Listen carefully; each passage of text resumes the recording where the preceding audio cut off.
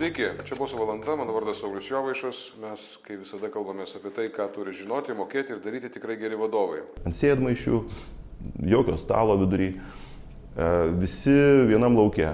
Darbo grupė sušoka atsitiktinai. Gali būti akcininkai su buhalteriais, vadybininkais. Vėl keičiasi toks organiškas buvo procesas, kuris per 2 dienas atsakėme į klausimą, kokia mūsų organizacijos prasmė. Ten gavosi sakinys iš 6 žodžių. Visas rezultatas. 2 dienų sezono metu, kada mes galim uždirbti pinigus, pradom 2 dienas, galima sakyti. Pakvietėm žmonės iš Rusijos, investavom pinigus, paskutinius pinigus lėktuvams, kad atsakytumėm į tokius klausimus. Aš labai atsiprašau, ten dabar, pas daugelį žmonių anoje pusėje pradėjo, drebėti rankos ir jie pradėjo... Ir ką? Ir kas iš to? Ir kas iš to? Nu ir atsakėt, ir ką dabar, kas pasikeitė? Čia geras buvo, kai baigėsi šitą sesiją 2 dienų. Žmonės, kurie dalyvavo tenai, 3 iš 25, pasakė, buvo fain, mes čia gerai susipažinom geriau, pasitūsinom, bet toks jausmas, kad mes rusiškai fignioj zanimались, 2 dne fignioj zanimались. Jo, išėjo, bet ačiū Dievui, nors pasakė atvirai, kad neviniojo į popieriuką. Tačiau po tų 2 dienų stipriai pradėjo viskas keistis. Atsirado beprotiškas kiekis energijos ir noro rizikuoti, ko anksčiau nedarydavo, kas buvo lyg tai tabu, į ką negalima kėsintis, pavyzdžiui, motyvacinės sistemos principai. Motyvacinė sistema turi būti planas, turi būti koeficientai, pardavimai, skaičiuojam, ką daugelis daro ir ką mes darėm iki tol. Mes ėmėm ir viską sugriovėm. Iš principo naujus principus paėmėm, kurių niekur nematėm, neprašyti. Sakom, pabandykim, suklyskim, leiskim savo suklysti, jeigu nesąmonė bus, perdarysim. Bet labai keista, kad iš pirmo karto pataikėm į 10-uką su motyvacinė sistema ir praktiškai po 3 mėnesių mūsų rezultatai pradėjo šauti į viršų finansiniai. Per 1 metus mes iš bankrutuojančios praktiškai klestinčią tapom. Per 1 metus. Žmonės labai daug pinigų uždirbo, mes patys labai daug pinigų uždirbom, išsikapanojom iš bankų visų skolų per 1 metus. Kultūra labai stipriai pakeitėsi. Žmonės atrodė, mes netalpinom mūsų už tie pasitarimų kambariai žmonių, kurie norėjo dalyvauti pokyčiuose įvairiose srityse. Tiek verslo procesų pokyčių srity, tiek žmonių personalo valdymo, tiek rinkos marketingas, su klientais darbas, ten irgi specifika buvo ir finansų apskaitos sistemą keitėm pilnai. Pokyčius darėm visose srityse, visur, kiek įmanoma buvo.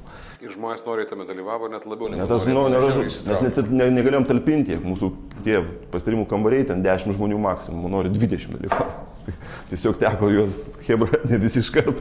Aš įsivaizduoju, kad dabar vienas dalykas, kur kai kurie žmonės pasižiūrėjo, galvoja, pala, kas ten ta motyvacinė sistema buvo, kokia ten ta motyvacinė, žinai, kad tai viskas pakeitė, bet aš nedrįstu jūsų klausti ir suprantu, kad tai yra jūsų ir komercinis dalykas, ir paslapties dalykas.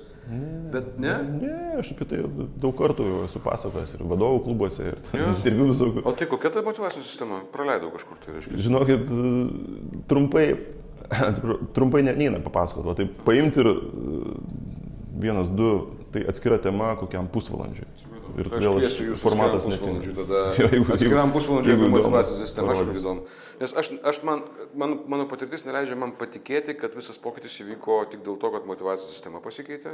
Ir dėl to, kad jūs turite tą atsakymą, tą klausimą į tai, kodėl taip yra. Yra tas jums turbūt girdėtas daugybę kartų, veikėjas Simon Sinek, kuris visus veda prie to, kad maždaug raskite iš pradžio atsakymą, kodėl organizacija egzistuoja ir kad klientas perka ne tai, ką jinai realiai gamina arba parduoda, o tą kodėl. Jam kiek tas kodėl yra man artimas ir priimtinas, apie tai nekalba. Tai jūs esate tas pavyzdys kompanijos, kuri realiai tą, galima sakyti, pritaikė ir gavosi iš to sėkmė, iš to atsakymą į klausimą, kodėl. Šitą Simono prezentaciją, man atrodo, jinai 11 metais pasirodė. Ir aš kai ją pamačiau, sakau, hebra, tai ką mes darom, žiūrėkit. Jums netrodo, kad mes esam gyvi pavyzdžiai, kad atsakom į klausimą kodėl, paskui suprantam, kaip tai darysim, vertybinį susikūrėm tokį planą ir kai grįžtam į savo centrą, suprantam, kad mes esam centre, iš ten jau einam, plečiamės ir galim daryti sau leist, ką nori. Taip ir buvo. Sekančiais metais pradėjom svajot, svajokim, ne taip kaip svajokim, kaip jiems nesikapstyti, o kaip klestėti. Ką reiškia tas mūsų Integra House, tai yra klestėjimo lyg ir rezultatas. Mes negalim, mes neturim tiek pinigų, bet argi mums trukdo kas nors pasvajoti. Kas būtų, jeigu mes turėtumėm tokį kūrybos centrą, kurį ten 3 milijonai investuoti. Gal ir gerai, bet aišku, pinigų nėra. Bet tas, aišku, tas galas neturėjo įtakos, nes tas centras turėjo atsirasti, jis atsirado be jokių didelių problemų per 3 metus. Tai kas šiandien yra su Tegra? Tegra Group. Tai yra, jūs nuėjote tą kelią, išsikapanojate tas herojaus kelias, jūs sakėt, jūs tarsi apie save pradėjot pasakoti kaip apie herojų, o finale gavosi taip, kad mes kalbame apie organizaciją visą, kurią tarsi tas jūsų noras pasitraukti iš principo išprovokavo didžiulį pokytį pačioje organizacijoje. Ta drąsa tam tikra, ta drąsa parodyta pasitraukti, išprovokavo organizacijos visos drąsą, tarsi. Aš manau, kad ne vienas jūsų, reiškia, nuopelnas ne jūsų vieno, bet impulsas buvo tas jūsų. Taip, tas pirmas impulsėlis, kuris galbūt išmuša pagrindą iš to stabilumo ir tokio saugumo, būti saugiam, labai noras būti saugiam, o išmuštas pamatas būti saugiam, gal pabandykim būti pažeidžiamais. O kas bus, jeigu taip? Nes pažeidžiamumo slengstis turbūt tokioje sesijoje buvo labai stipriai išviešintas, sakysim. Jeigu partneriai, vadovai leidžia savo tokią kvailystę, kaip tokią sesiją, kalbėti apie nieką, sezono metu, kai kompanija praškai bankrutuoja, investuoja paskutinius pinigus ir laiką ir atsako į klausimą kažkokį visiškai nerealų, tai jų statusas turbūt jau žemiau plintuso buvo. Mes neturėjom ką prarasti, mes veidas prarastas, visiškai kvailiai. Ir mes buvom pažeidžiami tuo metu. Be abejo. Ar tai įmanoma, tai mes pamodeliuotumėm šitiek situaciją, įmanoma pasiekti tokį tašką, tą tokį leidimą savo būti pažeidžiamam, jeigu iš principo viskas yra kaip ir okei. Tai yra, organizacija savo normaliai gyvuoja, ten savo, reiškia, ten fluktuoja savo ten 3-5% reiškia augimo arba stabilumo. Labai geras klausimas. Ar tai yra įmanoma? Toks pojūtis, kad ne. Turi būti blogai. Nemanau, kad įmanoma, žinokit, nieks neklausė šito klausimo, bet pirmą kartą bet jaučiu, kad ne, turi būti blogai. Tada galima tai padaryti. Nes daug kas norėtų, aš įsivaizduoju, kad, tarkim, net jeigu jie nedrįstų niekada gyvenime to padaryti, ir aš nebejoju, kad aš pažįstu tokių žmonių, kurie yra versle, kurie daro viską, kad nebūtų tas blogumo momentas. Ir jie yra tam tokiam plato būsenoje iš tiesų, ir jie vis dar galvoja, kad jie auga, nors realiai jie jau nebeauga, kadangi visa konkurencija, jinai pasidarė žymiai globalesnė, jinai pasidarė žymiai platesnė ir jinai jau nuėjo, bet jie mes dar laikomės, mes normaliai, mes žinai augam kažką ir jie per košmaras pabunda šaltas prakaitas ir galvoja, bet jeigu dabar staiga, žinai, stebuklas, o čia iš tokio jūs pasakos, iš stebuklas, tai, kaip čia, mumise tas stebuklas kažkuria prasme, bet reikia tam leisti griūti. Taip. Tam, kad stotų.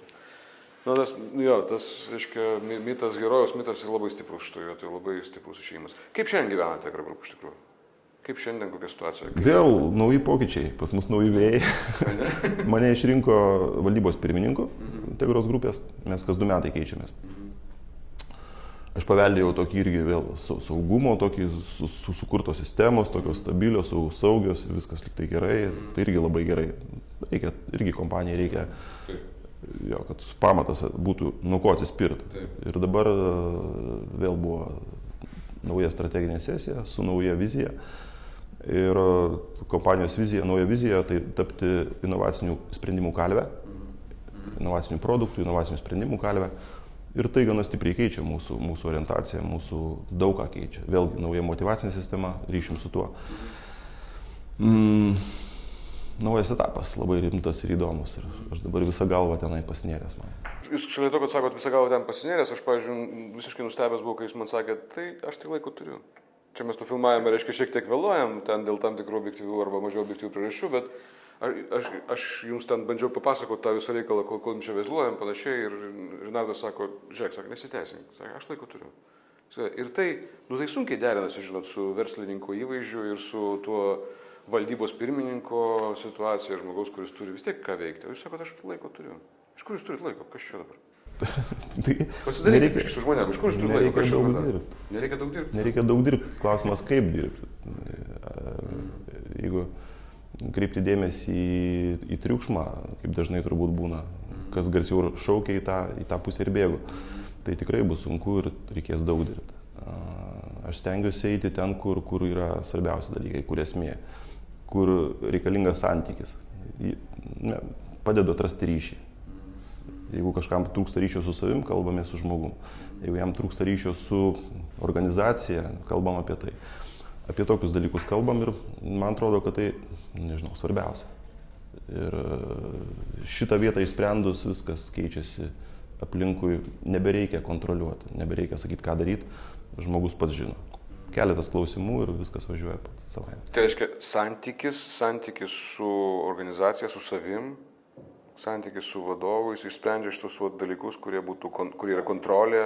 Ryšiai. Nereikia kontroliuoti, nekontroliuoju aš. Niekas nepatikės jums. Rimtai. Kodėl? Paprasta. Va, tame reikalas. Nereikia dirbti tada mažai, koks darbas, aš dirbu per savaitę, kiek. Gal vieną dieną ir gaunasi to darbo su organizacija, nes aš turiu veiklų Integra House. Jūs pradėjote dalintis savo, jūs pradėjote iš principo kaip mokytojas jūs dabar iš esmės esate, jeigu aš teisingai suprantu. Jūs padedat kitom organizacijom arba kitiem žmonėm tą herojaus kelią nueiti tam tikrą prasme, atrasti savyje tą herojų ir jo nueiti. Taip. Ir kviečiam visus, welcome. Kas norėtų pradėti, kas galbūt ant ribos arba nebūtinai ant ribos. Yra organizacijos, kurios nori vadinamo team buildingo, nebesusišneka. Komunikacijos, sako, trūksta. Pas mus komunikacija, beveik pas visus. Komunikacija prasta. Taip. Žiūrim, kas po ta komunikacija prasta, kas ten slepiasi. Dažniausiai slepiasi pasitikėjimo, nepasitikė žmonės vieni kitais, negerbė vienas kito. Fundamentas, ant kurio visą kitą galima statyti. Kosmosas. Mes nebuvom susitikę niekada gyvenime su Renardu iki šiol, bet aš tik noriu pasakyti, kad aš pas save per mokymus su vadovais aš darau lygiai tą patį. Aš kalbu apie santykius, ryšį ir būtent pagrįstą pasitikėjimu, pagarba, tolerancija arba priėmimo žmogaus kito, toks koks yra, reiškia, to išgirdimo, būtinybė išgirsti. Mokinamės klausytis per tuos procesus. Mūsų procesai būna dažnai ne tik į tikslą nukreipti, kaip tikslą užsakovas, kad būtų patenkintas, o ir mokymosi procesas. Ir kai žmonės išmoksta mokytis, jie kitaip šiek tiek elgiasi jau grįžę namo. Kai išmoksta mokytis. Čia gera, kai amerikonai sako teach yourself to teach yourself. Tai yra išmokyk save mokyti save, tam tikrą prasme. Aš drąsiai galiu reklamuoti, aš žinau, kad tai gražiai labai atrodo ir žinau gerų atsiliepimų ir mes su Renardu nesitarėm apie tai, bet nueikit pasižiūrėkit Integra House. Susirasit Integra House Google'e ir tikrai bus tas dalykas, kurį verta pasižiūrėti, mano supratimu. Nes tą patirtį, kurią ką tik Renardas papasakojo, jinai mums visiems žiauriai sveika. Tas toksai leidimas savo biškai būti, aš kažkaip dažnai sprūsta toksai būna per mokymus, išprūsta tokia frazė. Tik tai stiprus žmogus gali sau leisti būti silpnas. Silpnas žmogus, jisai, kaip ir visada. Žinot, bet kuriuo atveju silpnas. O stiprus žmogus, jisai iš tikrųjų stiprus, jis gali sau leisti būti silpnas. Sąmoningai silpnas. Apsispręsti būti silpnu, leisti sau to būti. Ačiū labai. Aš labai džiaugiuosi už tai, kad mes turėjome šitą mažą išminties pamoką, nes man tai taip atrodo. Man tai atrodo, skamba kaip išmintis, jinai tarsi ta gyvenimiška pamatinė išmintis, jinai tarsi visur yra, bet į verslo pasaulį jinai taip sunkiai skverbėsi. Nors visur galioja tie patys principai, ar tai būtų verslo pasaulis, ar tai būtų gyvenamas žmogaus gyvenimas, ar tai būtų valstybės gyvenimas, visur tie patys principai, bet skverbėsi ypač į verslo pasaulį taip sunkiai, nes ten dar visi gyvena pagal senąjį ekonomikos modelį, kur vartotojas yra racionalus ir žmonės yra racionalūs robotukai, kas jau seniai visiems aišku, kad taip nėra, pasižiūrėkite į veidrodį. Žodžiu, dar kartą labai ačiū, Renardai. Čia buvo Renardas Goda, Integra Group valdybos pirmininkas, turbūt teisingai pasakiau. Ir pasidomėkit kompaniją, daugas vadyboje Lietuvoje žino šitą įmonę, žino dėl savo netikėtų, specifinių, įdomių sprendimų, kurie priveda prie sėkmės.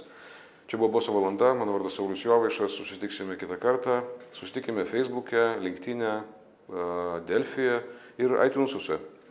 Pasiklausykit mūsų ir pasižiūrėkit. Sėkmės.